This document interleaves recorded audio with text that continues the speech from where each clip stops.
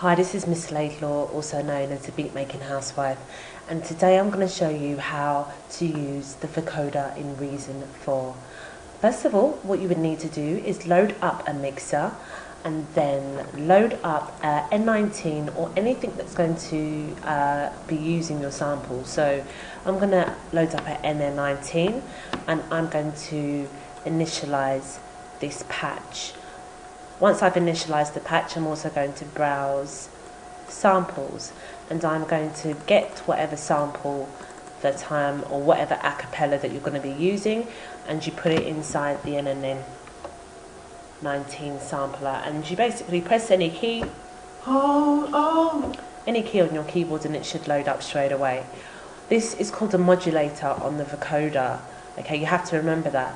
The next thing you're going to do is load up a mouse drum, and with this mouse drum, this is going to be your carrier. Okay, it could be any sound you want it to be. I'm going to keep it the way it is at the moment because this is just a demonstration. I'm not trying to impress anybody. Okay, the next thing I'm going to do is add a vocoder. And if you press tab, you will see at the back that it's already routed itself. So the main output of the mouse drum has now gone into the carrier input of the vocoder, and the vocoder output has now been linked up to the mixer.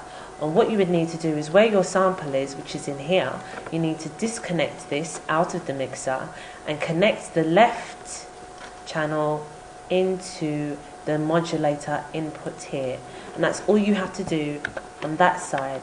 Now on the sequencing page, you need to make sure that you create a box. It could be as big as long as you want it to be, and you can go to the selection tool and go into the box, get your pen and just mark in where you want that sample to go. I want it to go in C3.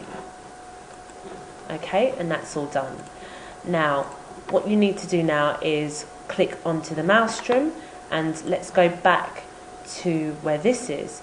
If you press stop and you press start, you will notice that you can't really hear anything, but on the vocoder something is going on. Okay, now if you get the dry and wet part of the vocoder and just turn it up, you'll hear the sound.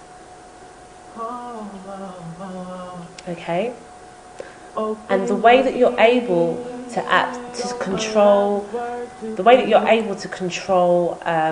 the vocoder is by pressing any key on your keyboard while it's playing. So if we start it from the beginning, we'll wait for him to do his singing bit. Hold on if you don't mind. And I'm going to press the key now. Open your ears. Don't allow these words to be ignored by ears. Hearing lullabies containing the same old line. Getting just a deal is a crime. Besides, I know you wouldn't. And there you go. And that's how you use it.